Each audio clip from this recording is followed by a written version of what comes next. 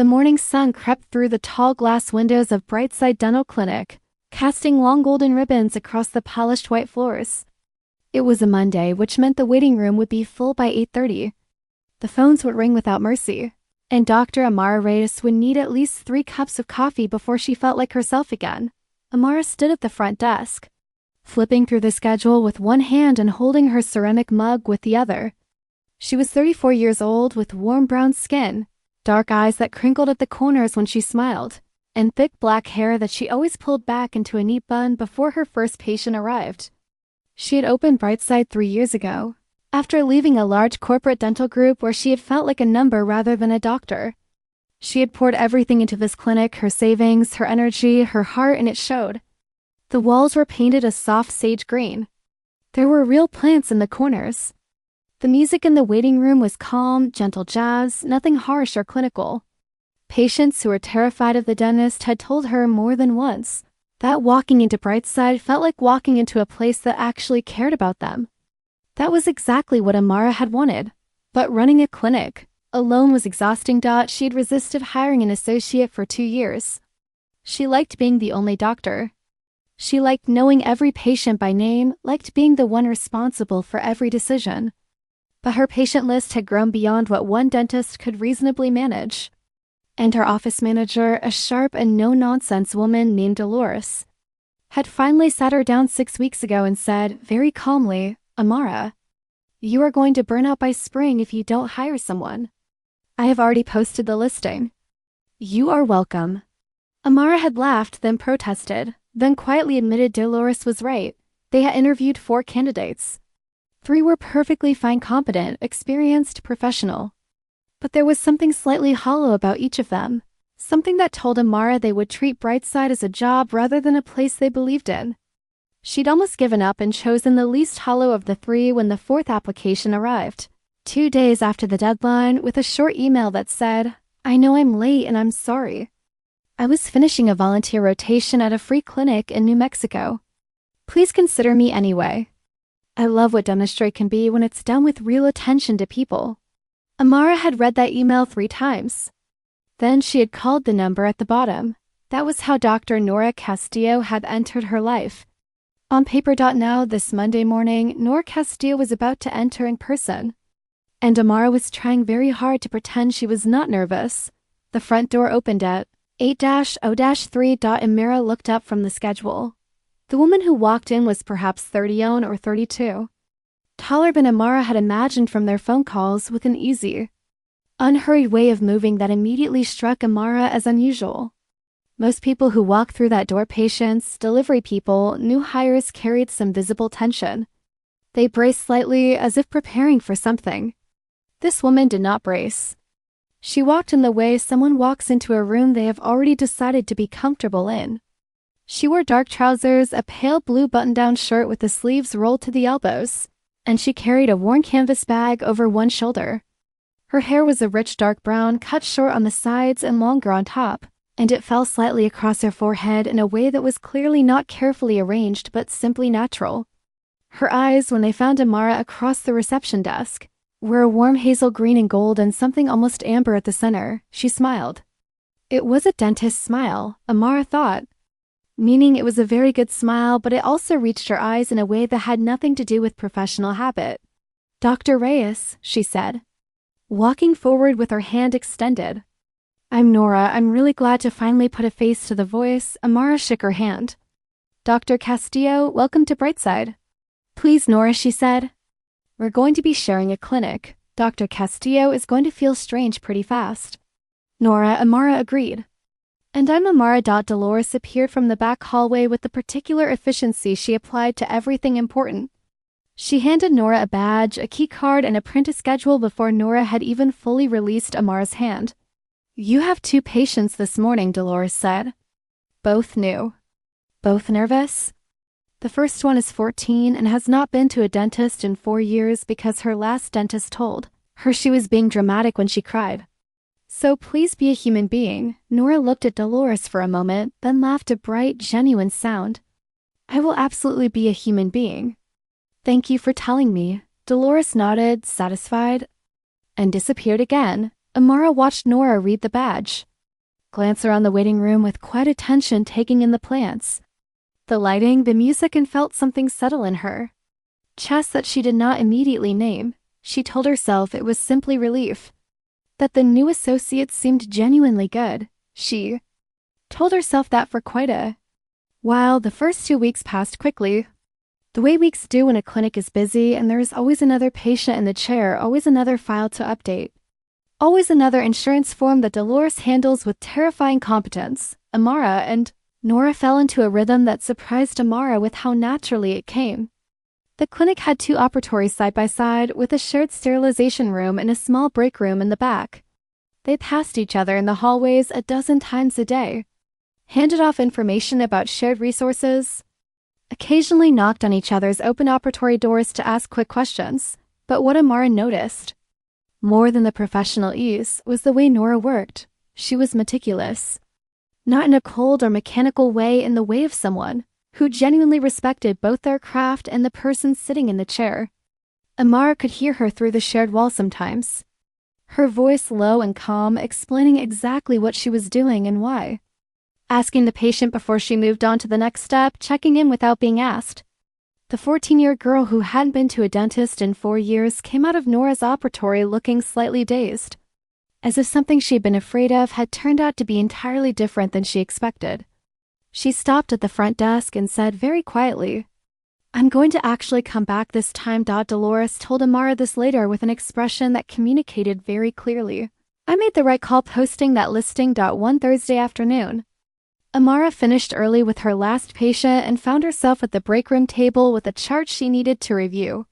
She heard Nora come in behind her, heard the coffee maker being switched on, heard the familiar sound of Nora setting her canvas bag on the counter. "You do charts by hand?" Nora asked, sitting down across from her with a mug. "I do the clinical notes by hand first, then transfer them," Amara said. "I think better on paper." "Me too," Nora said, pulling out her own small notebook.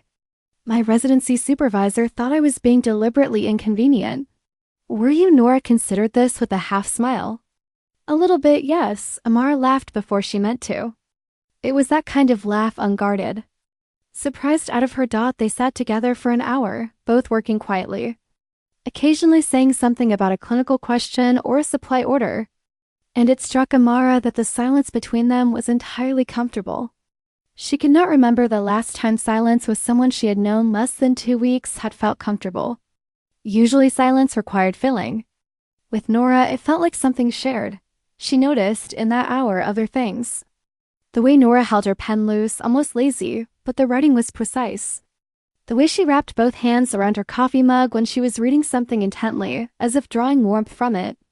The small scar above her left eyebrow, barely visible, pale against her light brown skin.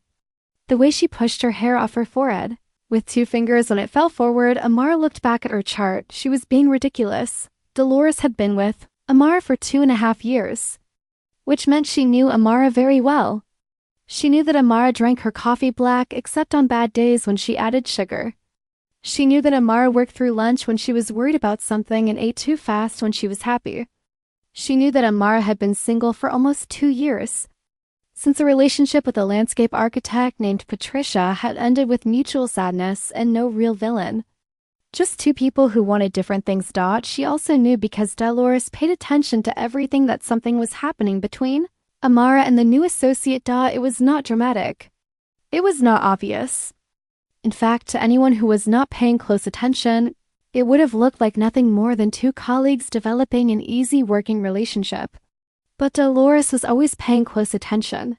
She noticed that Amara's coffee was black every day except on the days when Nora's schedule ran over and she had to stay late.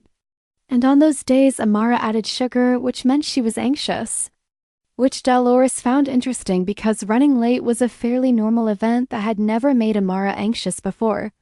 She noticed that Amara started reviewing her charts in the break room rather than at her desk, which had been her consistent habit for 3 years.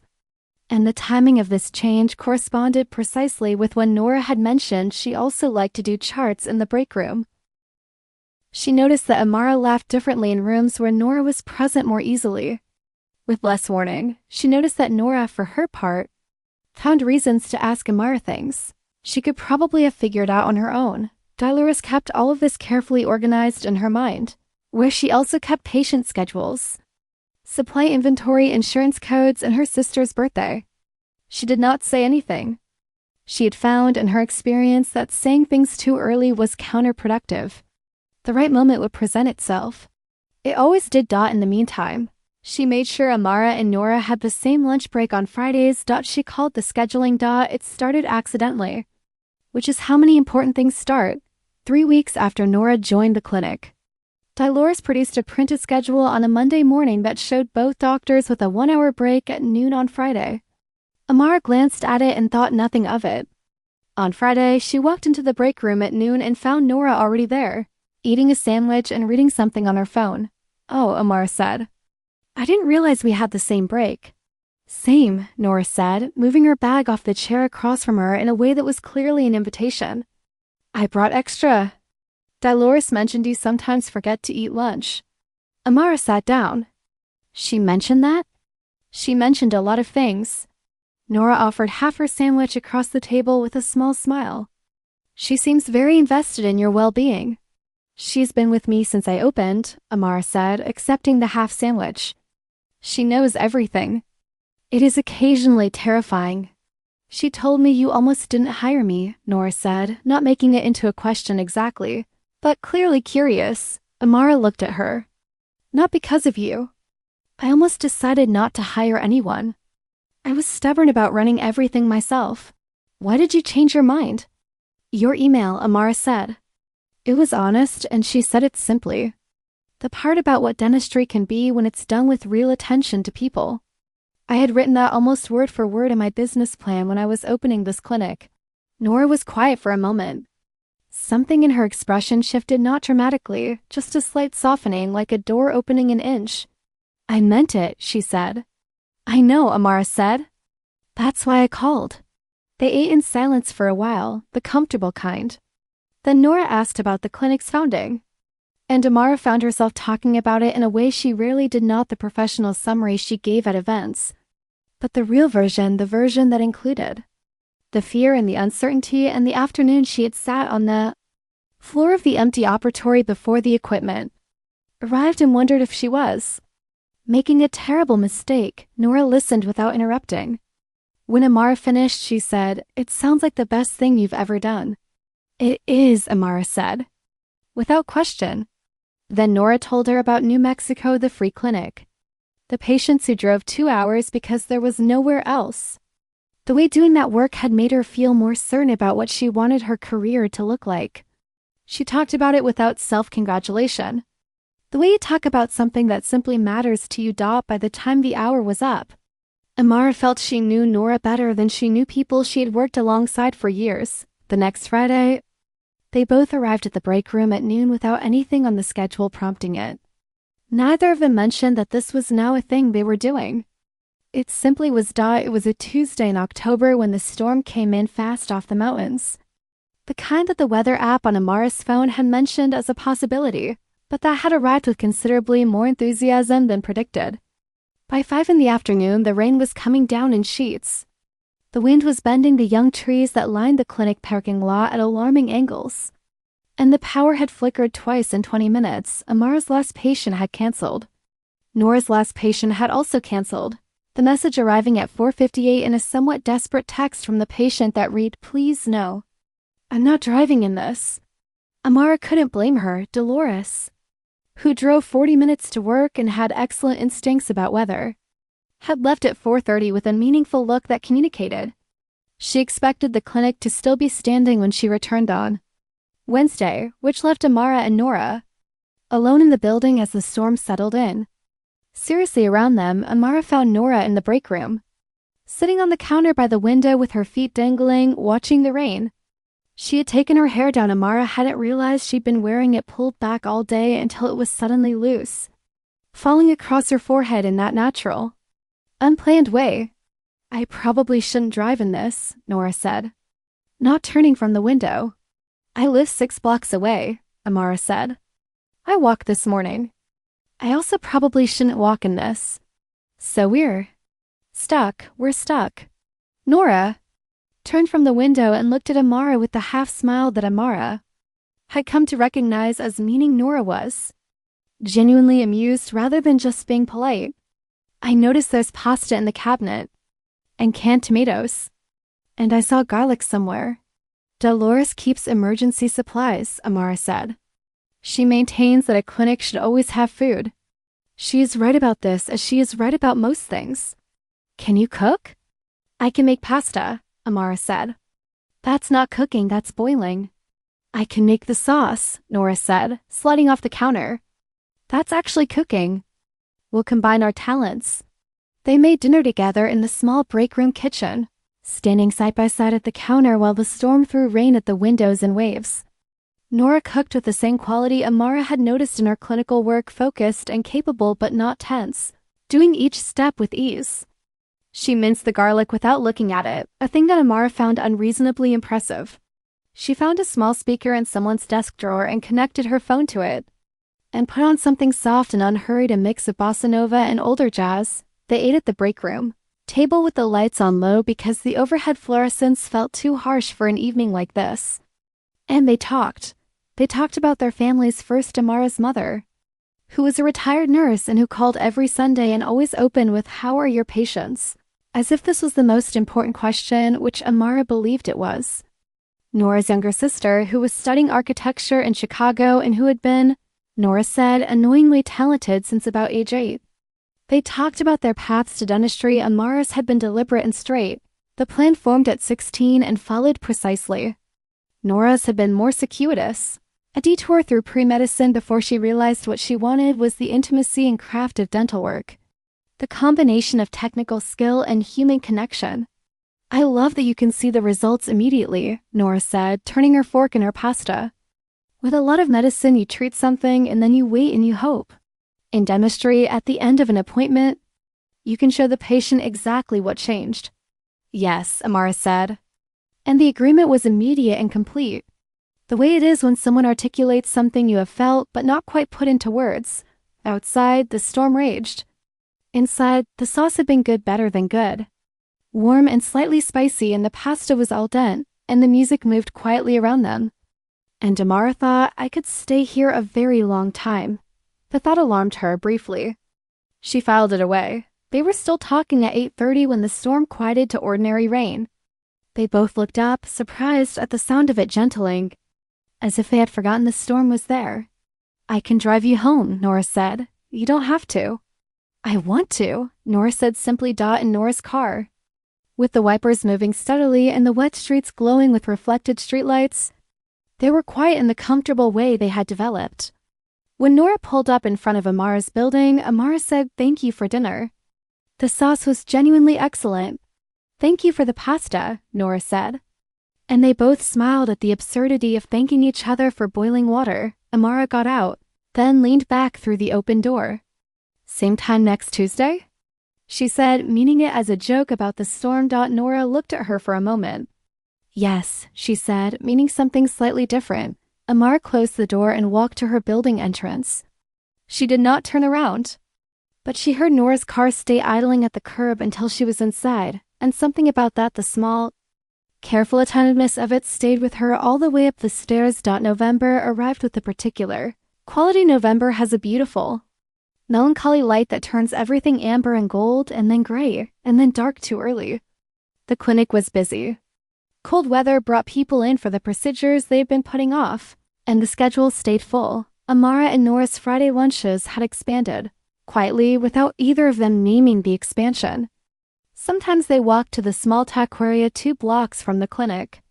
Sometimes they ate in the break room and talked until Dywers knocked on the door to remind them they had afternoon patients. Once, on a Friday that happened to be both their days off, they had met for coffee at a place near Amara's apartment that had deep leather chairs and play Coltrane and kept the lighting just low enough to be gentle. They had stayed for 3 hours. Amara had come home afterward and sat on her couch for a while, doing nothing, which was not her habit. She was aware by now of exactly what was happening. She was not someone who deceived herself about her own feelings. She'd been attracted to women since she was 18. Had been clear about this with herself and others for a long time, had had relationships, some brief, some lasting, that had shaped her in the ordinary ways love shapes people. She knew what it felt like to notice someone. She knew what it felt like to want to be near someone for reasons that had nothing to do with the professional or the practical. She also knew the complications. Nora worked for her. That was the most obvious and significant fact. There was a power dynamic that made Amara cautious in a way she would not have been otherwise. She had hired Nora. She signed off on Nora's schedule. She had the clinical and business authority in their shared space. Acting on feelings in that context required at the very minimum. Being completely certain about what she was feeling and what she intended, rather than letting something blurry and unexamined drift in a direction that could hurt someone. She was also not certain what Nora felt. She thought she knew. There were small things, the way Nora's face changed when Amara walked into a room. The particular attentiveness that felt personal rather than professional. The Tuesday evening in the storm when Nora had stayed at the curb until she was safely inside. But Amara was aware that she could be reading what she wanted to read. She was a careful person. She did not want to be wrong about this, so she stayed in the comfortable space of what they had, the lunches. The evenings talking, the ease and warmth of daily proximity, and tried not to reach for more than she was certain of. Nora, for her part, was not entirely different. She had known she was gay since college. Comfortably and without drama, in the way of someone for whom the knowledge had always been more clarifying than troubling. She had had relationships, a long one during dental school that had ended because they'd been growing in opposite directions, and a shorter one in New Mexico that had been warm and kind but not the right fit. She had known, within about 2 weeks of arriving at Brightside, that Amara Reyes was something different from anything she had encountered before. It was not just the obvious things, the warmth, the competence, the way Amara ran her clinic with a genuine philosophy rather than just a business model. It was the smaller things. The way Amara's expression went very still and focused when she was listening carefully, as if she was giving you her complete and undivided attention, and this was not an effort but simply how she was. The way she talked about her patients not as cases but as people with their full complicated humanity intact. The single small photo on her desk, which Nora had looked at once from the door and which showed Amara and a woman who must be her mother, both laughing at something off camera, both looking completely unguarded. Nora was aware of the same complications Amara was aware of. The professional relationship, the hierarchy. She was also aware of something that made her additionally cautious. Amara was not just her colleague. She was the person Nora respected most in her professional world. And the thought of doing something clumsy or presumptuous that damaged what they had built, the trust, the comfort, the genuine friendship, was something Nora found she was not willing to risk lightly. So they stayed, both of them, in the warm, suspended space of what was growing between them. Neither of them named it. They were in this being careful. They were also in this, quietly and somewhat exquisitely suffering. Dolores watched all of this with the patience of someone who has read enough to know that the best chapters require some build-up. There are patients who change things. Not always through drama, sometimes through the simplest possible action. Rose Kaminsky was 67 years old and had been coming to Brightside since the clinic opened. She had met Amara at a community health fair, had sat in Amara's chair for the first time looking like someone preparing for something terrible, and had gradually become one of Amara's most devoted patients. A woman who sent the clinic a card every Christmas and who always remembered the names of the dental assistants and asked after their families. Rose had been Amara's patient since the beginning. But on the Thursday, November, when Rose came in for a crown preparation, Amara was running 40 minutes behind due to a complicated extraction that had taken longer than expected, and Nora, whose afternoon had opened up, had offered to start Rose's appointment with preliminary measurements and X-rays. When Amara finally came in to complete the procedure, she found Rose and Nora in conversation that had clearly been going on for a while. The particular warm, easy quality of a conversation between people who have, against all expectation, discovered they immediately like each other. Rose looked up at Amara with a bright expression. "Your Dr. Castillo is wonderful," she said. "We've been talking about her grandmother's tamale recipe." "I don't actually make tamales," Nora said. "I just ask the right questions." "The right questions are everything," Rose said. Then she looked between Amara and Nora with the clear-eyed expression of a woman who's been alive long enough to recognize certain things on sight. She said, very simply and pleasantly, as if commenting on the weather, "You two are very good together." There was a brief pause. Amara said, "We work well together." "Yes." Rose smiled, the specific smile of someone who knows the difference between what was said and what was meant. She said nothing more about it. She was too kind for that, but walking out after her appointment, she stopped at the front desk and said to Dolores conversationally, "Those two are going to take a while, aren't they?" Dolores looked up from her computer. "Probably," she said. "But they'll get there." Rose nodded. "Good." She picked up a mint from the bowl on the counter. "Some things are worth waiting for." In early December, both Amara and Nora attended a regional dental conference downtown, 2 days of continuing education courses, lectures, and the particular exhausting sociability of professional events. They drove together because it made practical sense and because neither of them questioned anymore whether they would do things like this together. The first day was long and full. They attended different morning sessions. Amara had chosen an advanced restorative course. Nora had chosen one on pediatric techniques and met for lunch at the conference center restaurant, where they debriefed in the way of colleagues who share a genuine interest in their field. Amara liked that Nora never performed enthusiasm for learning. It was simply there, real and uncontrived. In the afternoon, they attended a joint session on practice management, seated next to each other in a large conference room. At some point during the lecture, their arms were resting along the shared armrest between them. It was not a wide armrest. Their arms were touching lightly, the warmth of it steady and present. Neither of them moved. Amara was not listening to the lecture in the way she usually listened to lectures. She was aware, in the particular heightened way of someone trying not to be aware of something, of the exact point of contact where Nora's arm rested against hers. She was aware of Nora's breathing, which was slow and calm. She was aware that Nora, who usually took notes on everything, had stopped writing. The lecture ended. The crowd around them stood and gathered their things. Amara and Nora both sat for a moment longer than necessary, a fraction of a second, before they stood. "Good session," Nora said. "Very," Amara agreed. That evening, the conference held a dinner reception in a hotel ballroom. Amara had intended to make an appearance, speak to a few colleagues, and leave early. Instead, she found herself at a small table in the corner with Nora and 2 other dentists they had met over the course of the day, a thoughtful man named Gregory who ran a clinic in the mountain towns north of the city, and his partner, a woman named Suki, who was an orthodontist. The 4 of them ended up in a conversation that ranged from clinical philosophy to travel, to a fairly passionate debate about whether the state of dental insurance in the country was a tragedy or a catastrophe. Nora was animated in a way Amara hadn't fully seen before, not the quiet, measured competence of her clinical self, but something freer, more playful.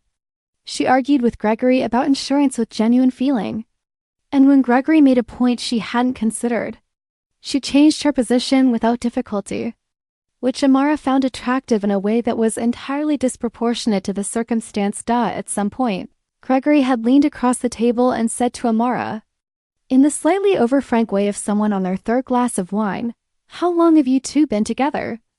Amara had said, "We work together. We're colleagues." Gregory had looked at Nora, then back at Amara, with the expression of someone doing math. He said. "Okay."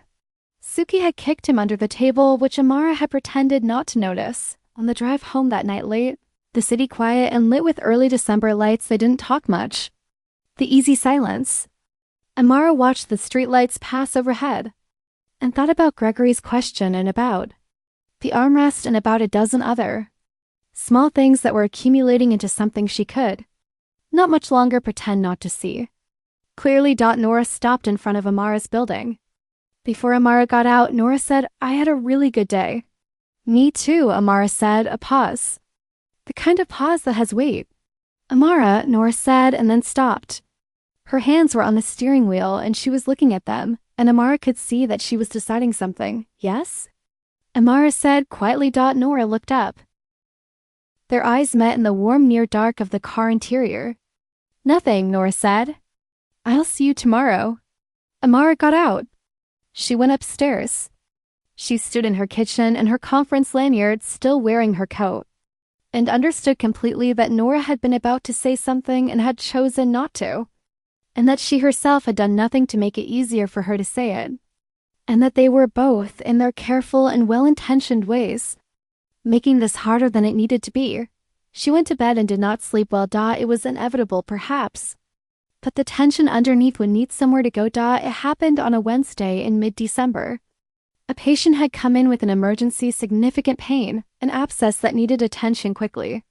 The patient had originally been scheduled with Nora, but Nora had been with another patient, and the front desk had put the emergency in with Amara. Amara had handled it, referred the patient to an oral surgeon for the extraction component, and prescribed antibiotics. Nora had come to her after the fact to go over the case, standard clinical communication, and somewhere in that conversation, something had snagged. The friction was small at first.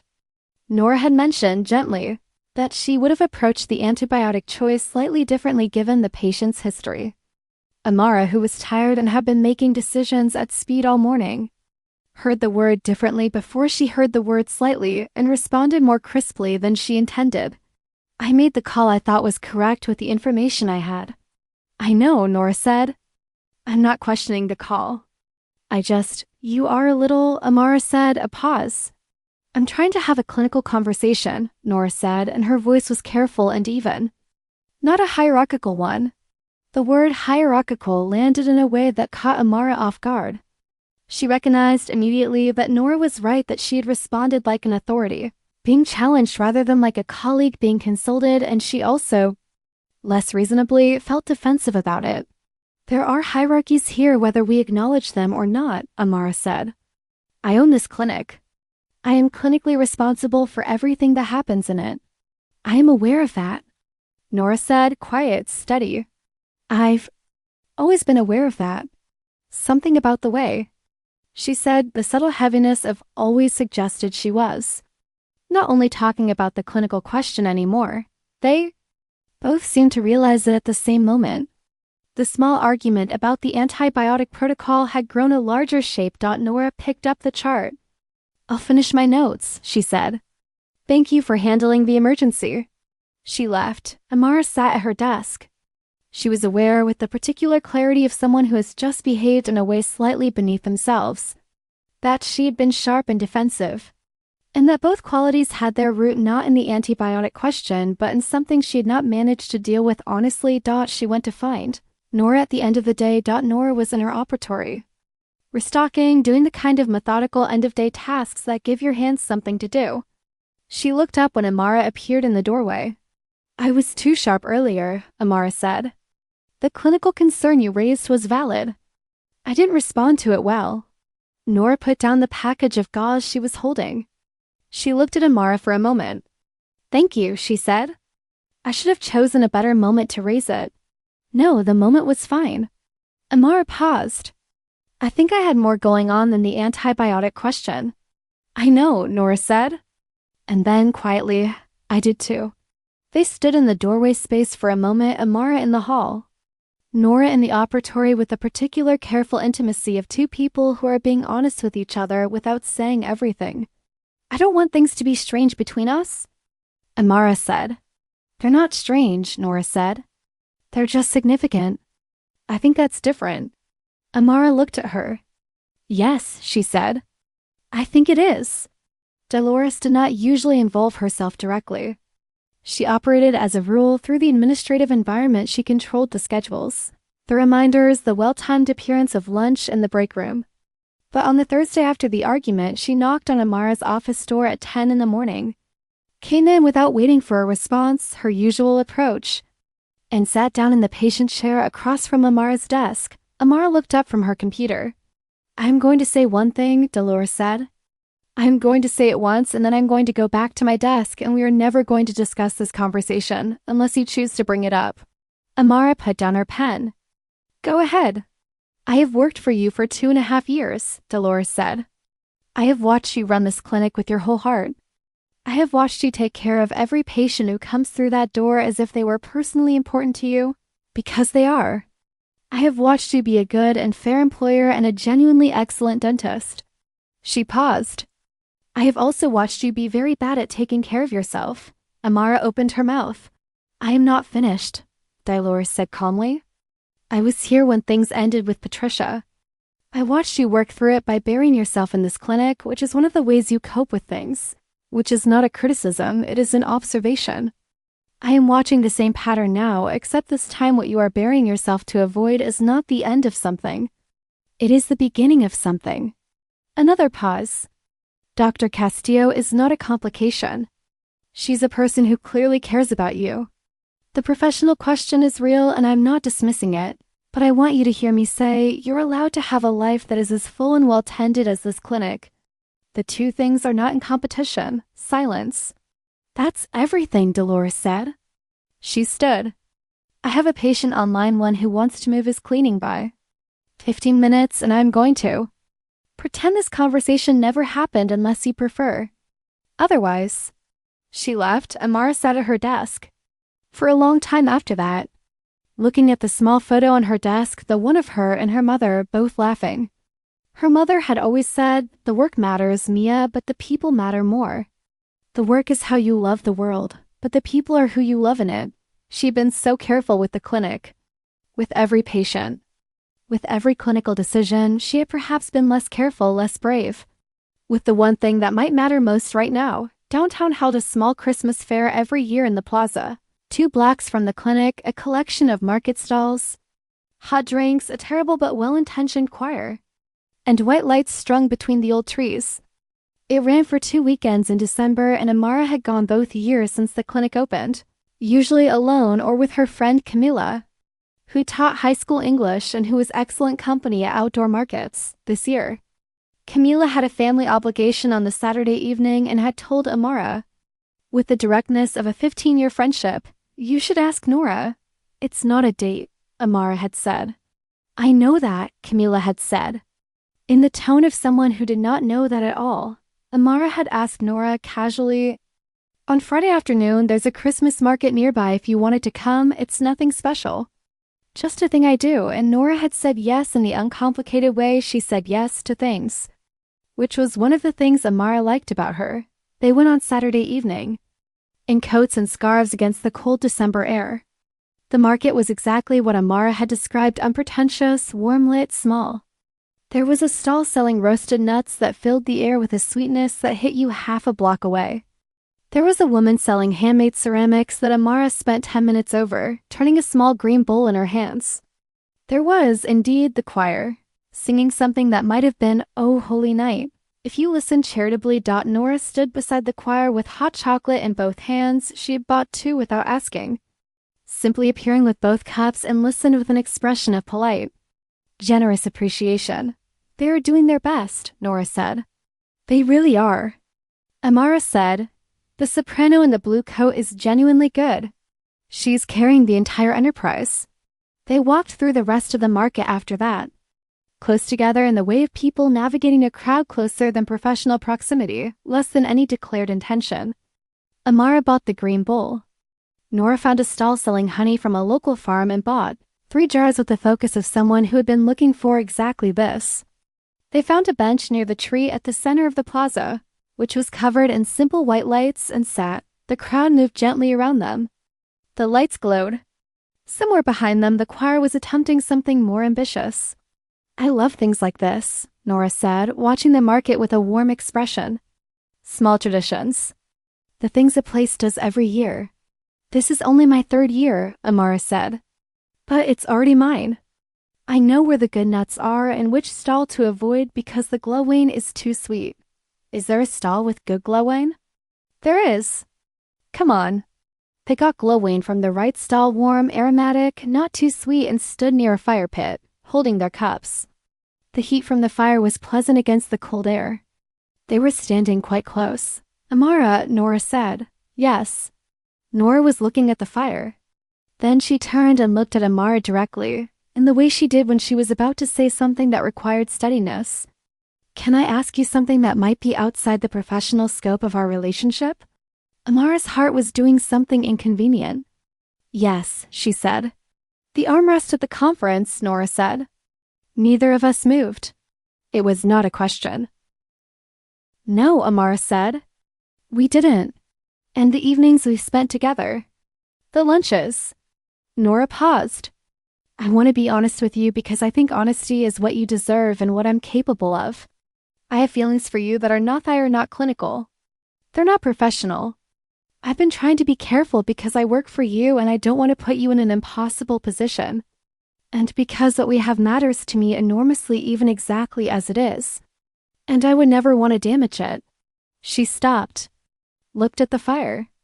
But I also don't want to be someone who is so careful they miss something real. The glowworm was warm in Amara's hands. The fire crackled. The market moved around them. I have the same feelings, Amara said, quietly, clearly. I have been careful for the same reasons and probably a few more. The professional dynamic matters to me and I want to handle it responsibly, not pretend it doesn't exist. She paused. But Dolores told me something last week that I haven't been able to stop thinking about. What did she say? That the clinic and a full life are not in competition. Nora turned to look at her fully. The firelight caught her face, warmed it. She's right, Nora said. She usually is. A pause, soft and full. I'd like to take you on an actual date, Amara said. Not the Christmas market, which I think we can both acknowledge was not quite that. And not a Friday lunch that became something it didn't start as. An actual, intentional, declared date. If that's something you want. Nora's smile, when it came, was the realest thing Amara had ever seen on a person's face. It started slowly and became complete. I would like that very much, she said. They chose a Saturday, the third one in December, which fell between the end of the clinic's last busy week before the holidays and the beginning of the stretch where the schedule lightened. It was a deliberate choice on both their parts, not a workday, not adjacent to a workday. A day that belonged entirely to themselves. Amara picked Nora up at 6:30.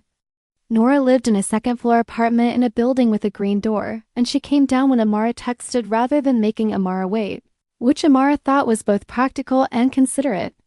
She was wearing a dark green dress under a charcoal coat and her hair was down. And she had that quality Amara had noticed on the very first day of having simply become comfortable in whatever she was wearing. You look beautiful, Amara said, and did not preface it or soften it. Nora looked at her steadily. So do you?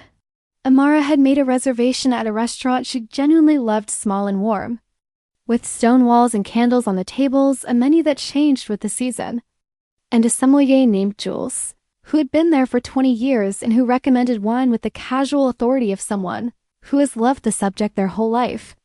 She'd been there for special occasions only, her mother's birthday visit, the night the clinic's first-year numbers came in better than she had feared.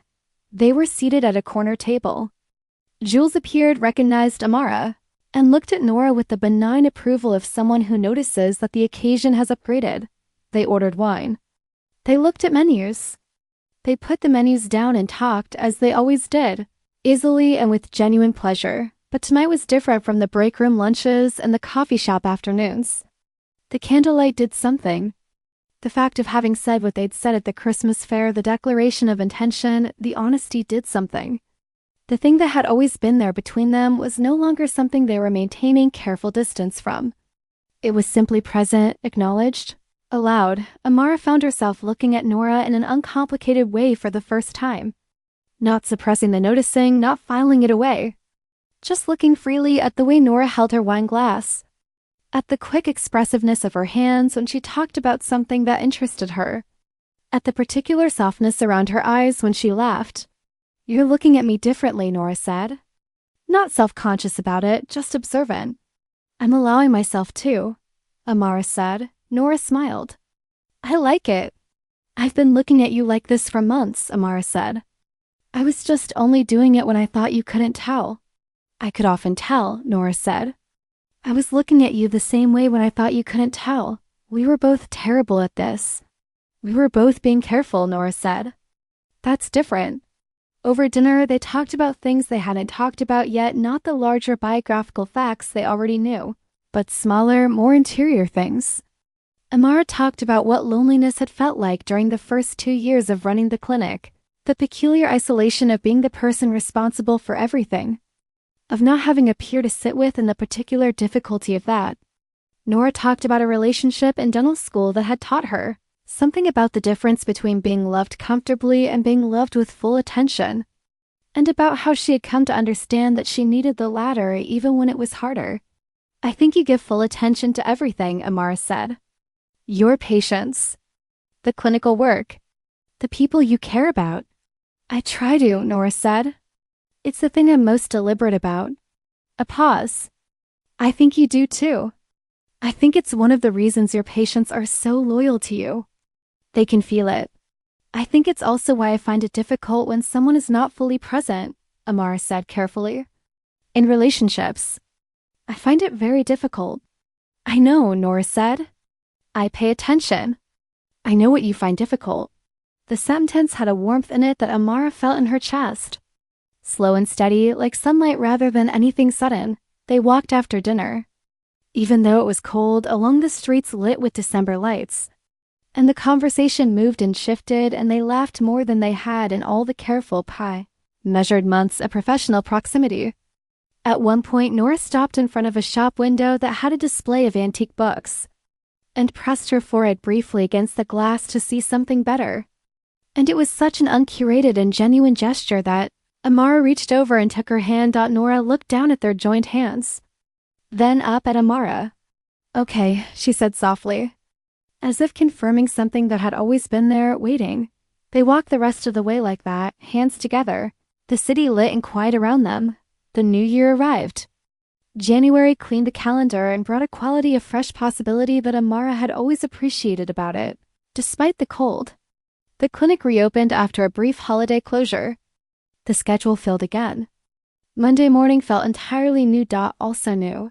The fact that she and Nora were now something. They had not required a formal declaration after the Christmas market. The dinner and the walk had been declaration enough.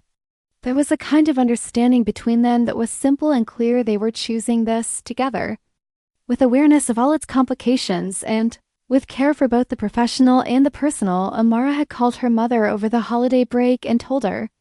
Her mother had said, "A dentist? Mia, she will understand your schedule." Then, is she good? Not her teeth. Her heart.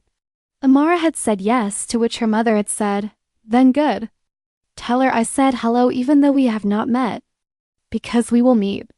Nora had called her sister, who had asked approximately 40 questions in 3 minutes and then said, "Oh, she sounds like exactly your kind of person.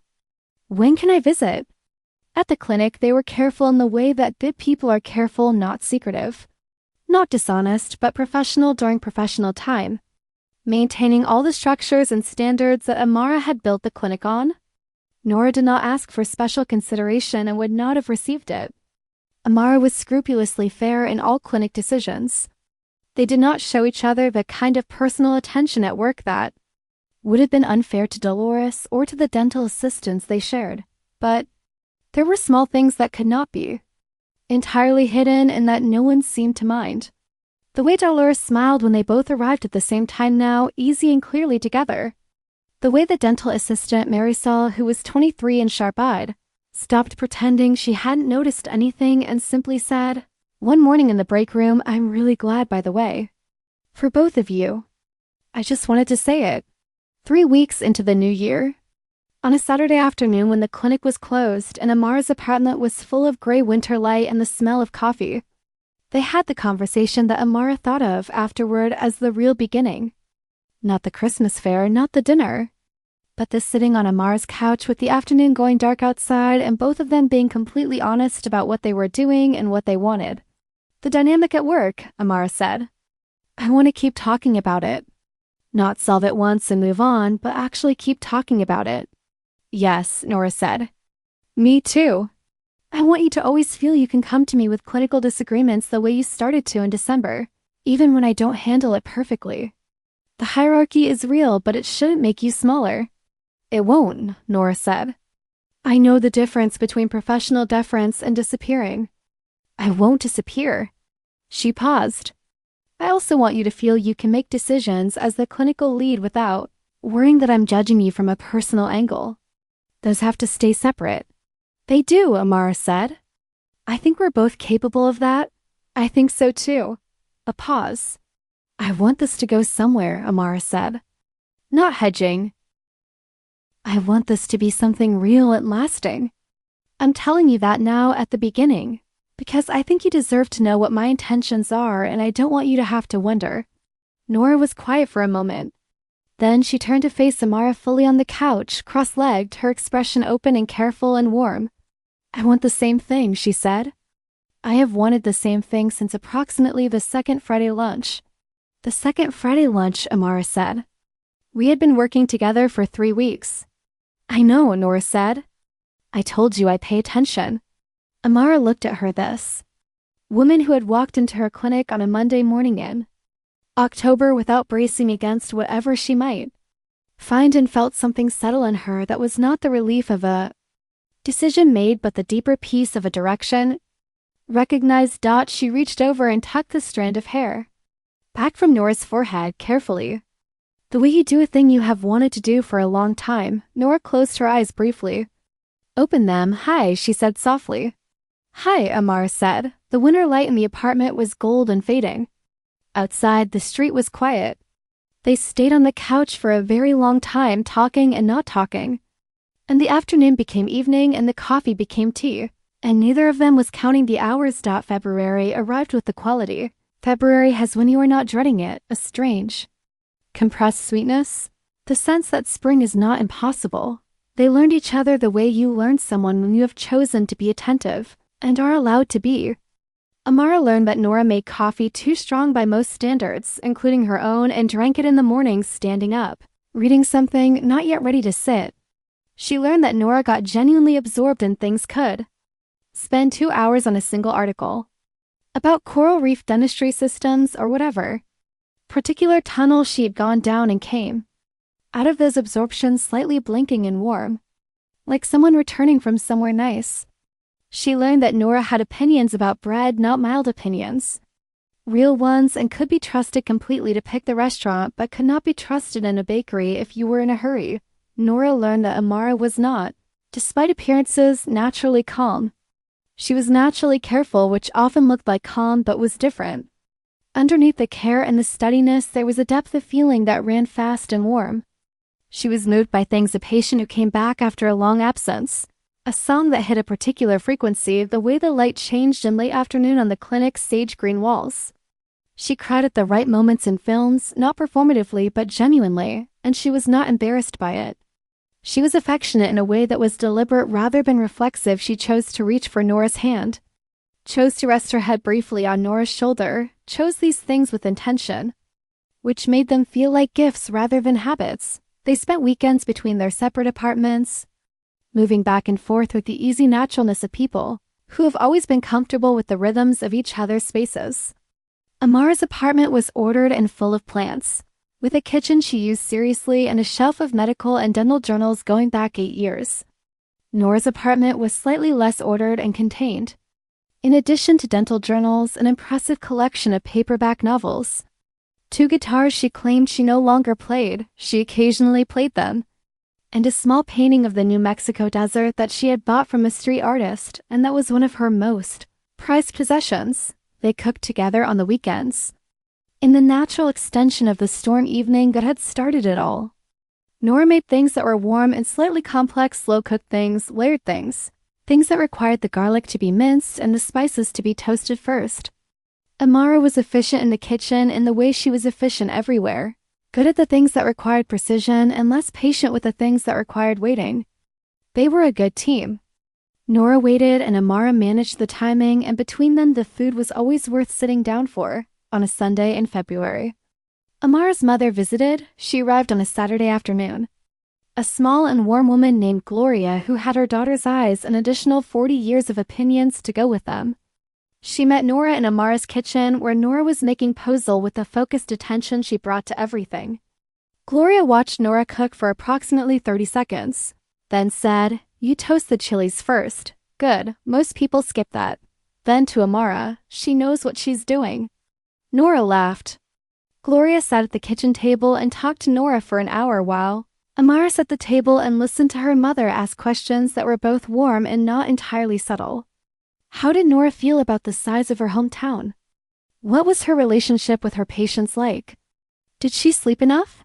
"Mom," Amara said, "she's not interviewing for a position." "I know," Gloria said. "I'm just getting to know her." There's a difference. Then to Nora.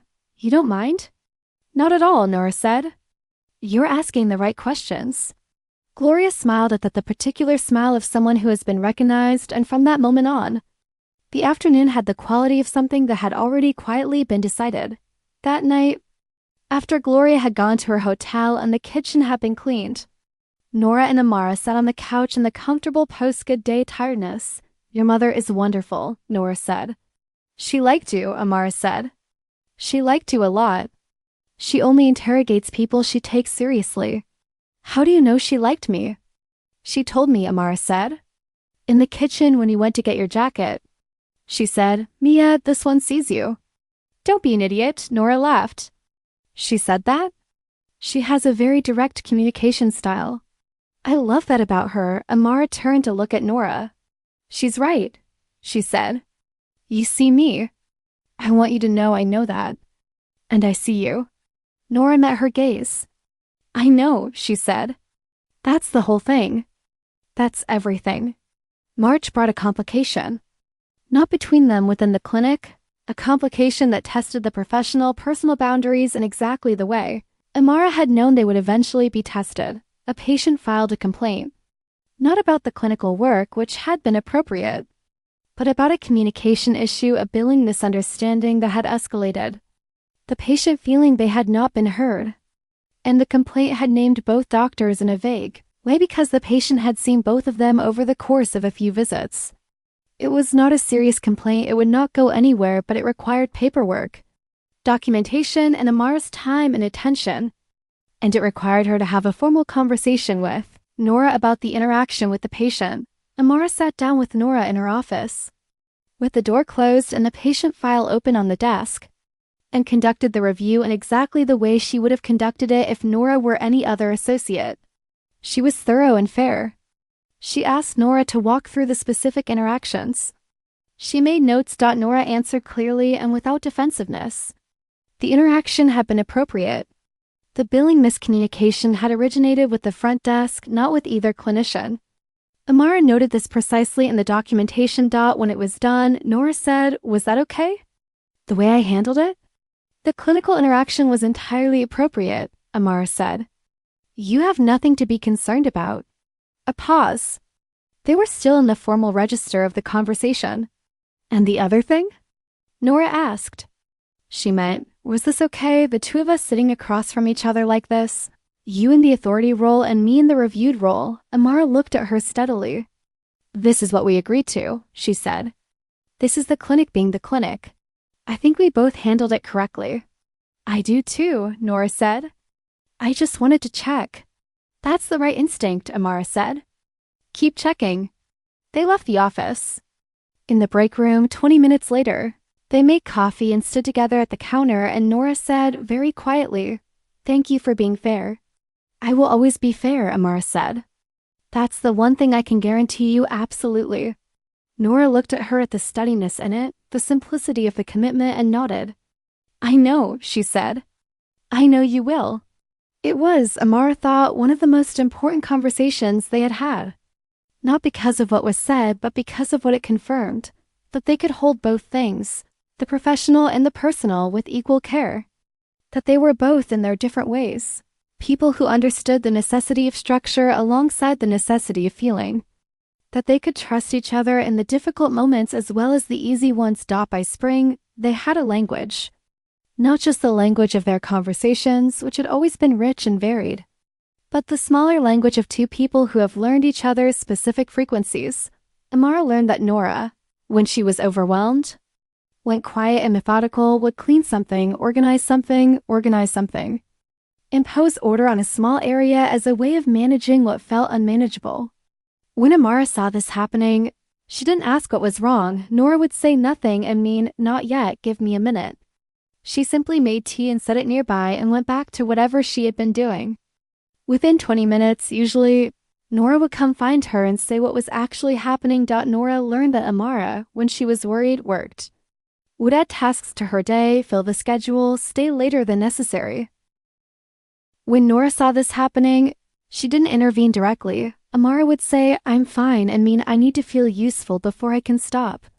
What she did was come to wherever Amara was working and simply be there reading, doing her own things, present but not demanding. It was the thing that worked when nothing else would. Amara could not work through worry with an empty room, but she could work through it with someone warm and non-pressuring nearby. They learned each other's preferred silences, which were different from their shared comfortable silences. Amara's preferred solitude was morning, the first hour of the day, coffee, the news, or a journal, unhurried. Nora was not a morning person in the same way. She woke slowly and needed the unhurried time to become herself, and Amara gave her that time without feeling it. Nora's preferred solitude was late afternoon, a specific window of about 40 minutes when she liked to read without interruption. And Amara, who had initially struggled not to fill silences with practical conversation, had learned to give her that dot. They made each other better at things they were already good at. Nora was patient in a way Amara admired and borrowed from, had a longer runway for the difficult patient, the complicated case, the thing that needed to be said a different way before it landed.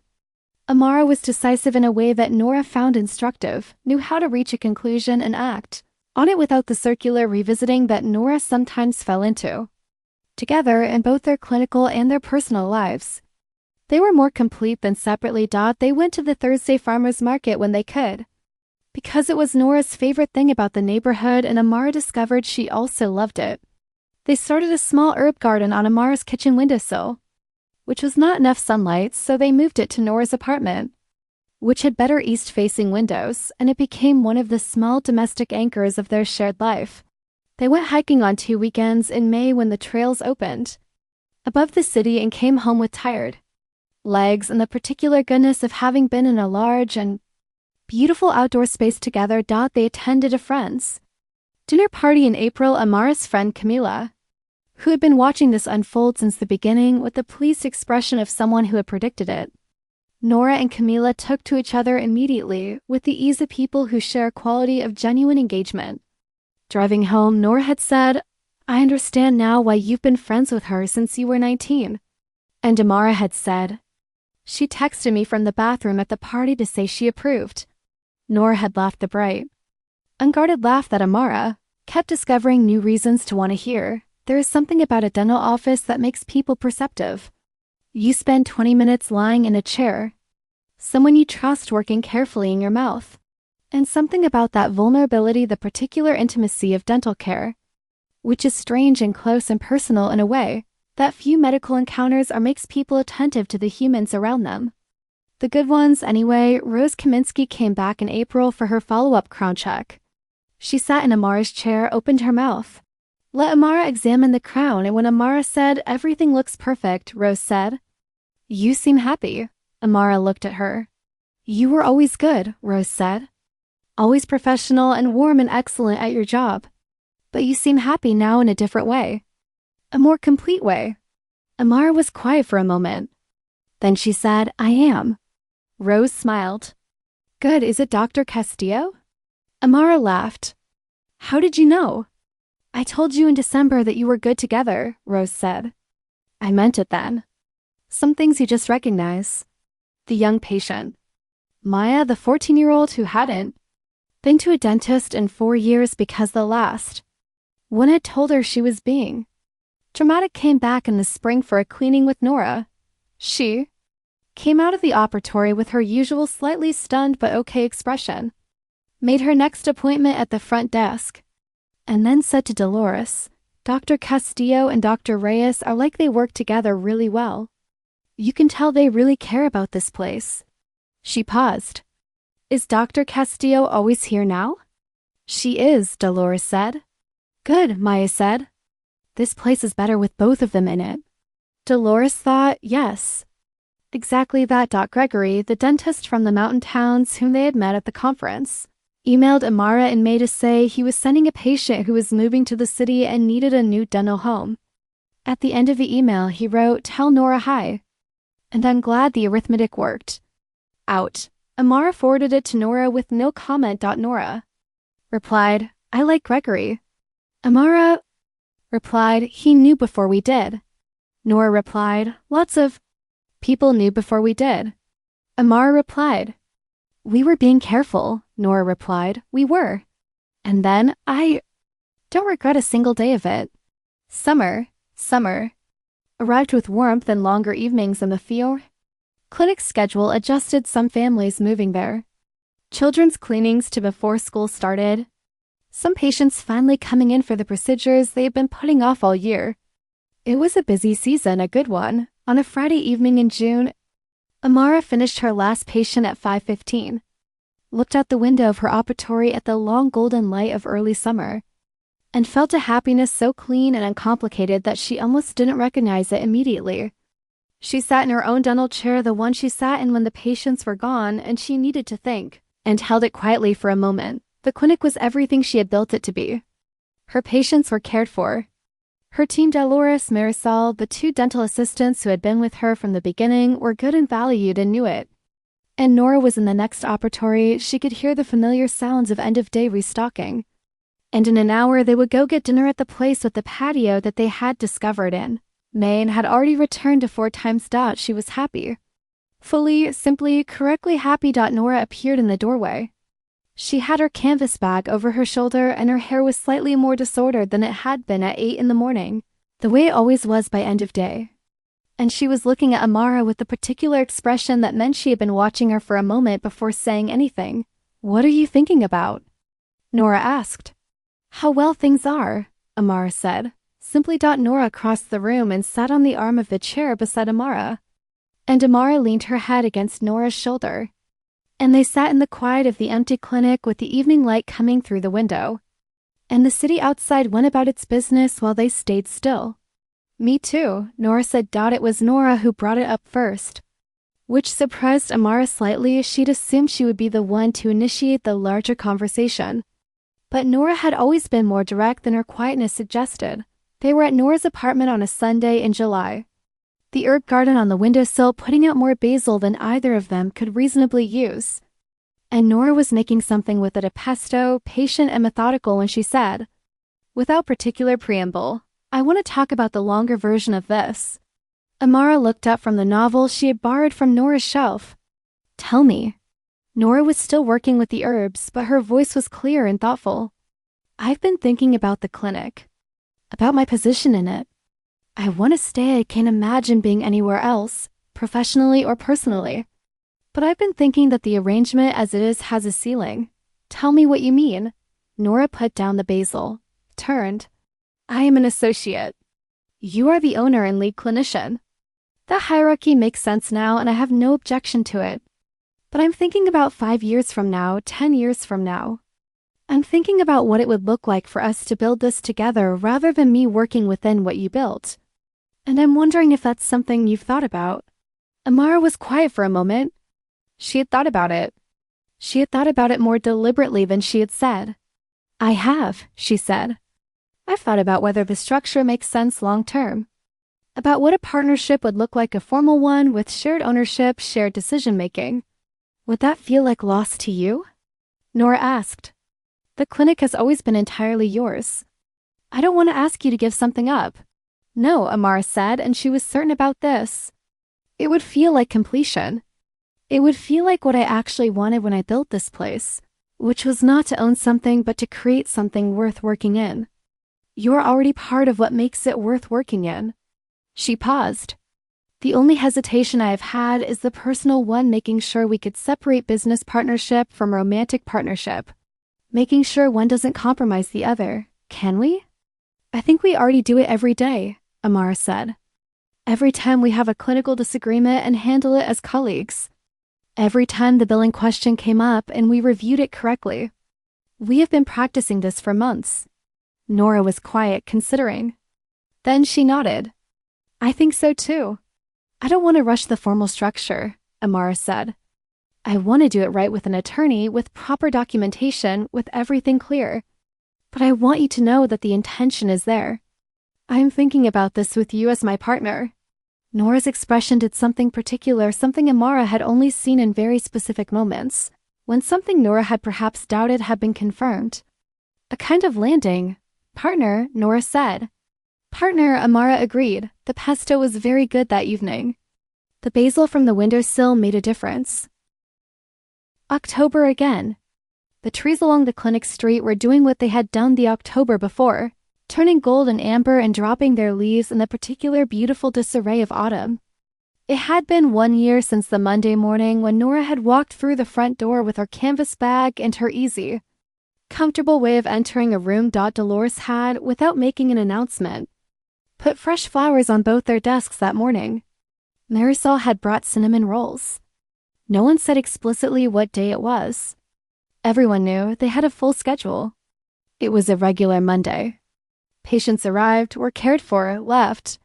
The work was good and they did it well. At noon, they had lunch together, not in the break room and not at the taqueria, but at the restaurant with the stone walls and the candles, which they returned to for important occasions. It was a weekday lunch. The candles were unlit and the place had the different, less intimate feeling of a business hour meal. But the waiter who had been there the night of their first date recognized Amara and brought them the table by the window. Without being asked, they ordered without hurry.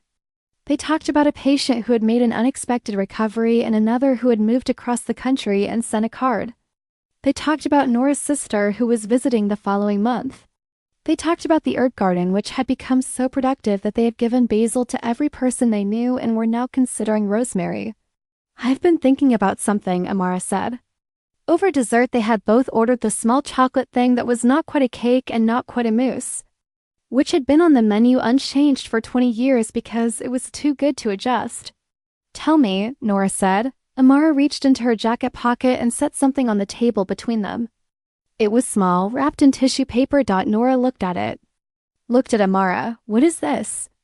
"Open it." Nora opened it carefully. Inside the tissue was a key, not a house key, a key she didn't recognize, and a folded piece of paper. She unfolded the paper. It was a single typed line that read, "You are already here. Make it official." Nora looked up. "It's a key to the clinic," Amara said. "Your own key. Not the staff key card, not an associate's access, a principal key. The kind the owner has." She paused. "I've started the partnership papers with my attorney. They'll be ready next month. But I wanted to give you something tangible today. Something that said this is yours too. It has been yours since the beginning in the way that matters."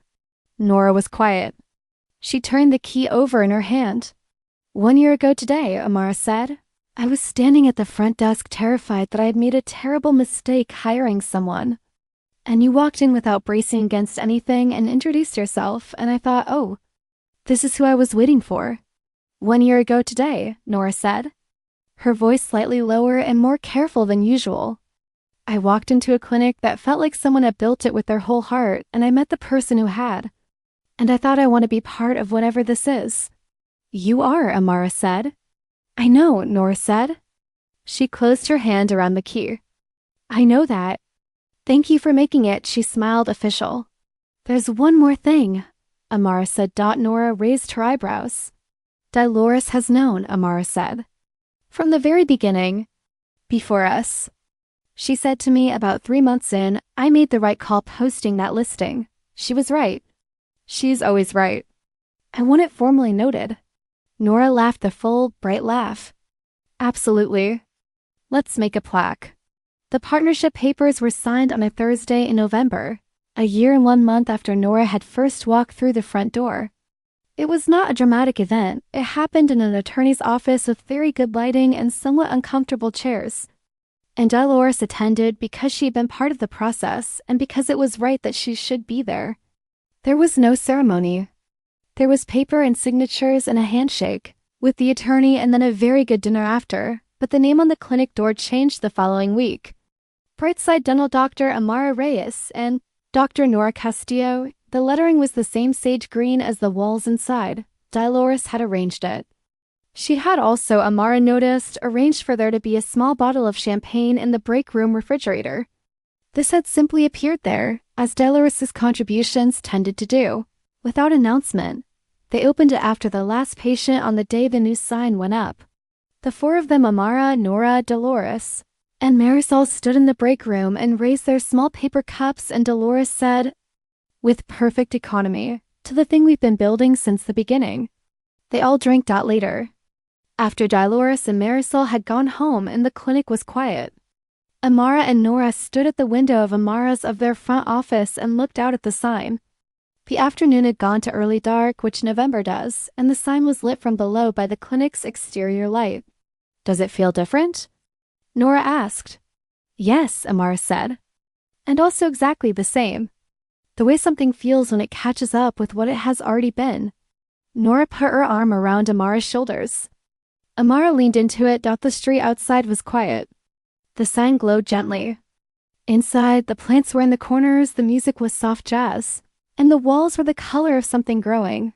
There is a particular kind of love that does not announce itself. It does not arrive in a single transforming moment.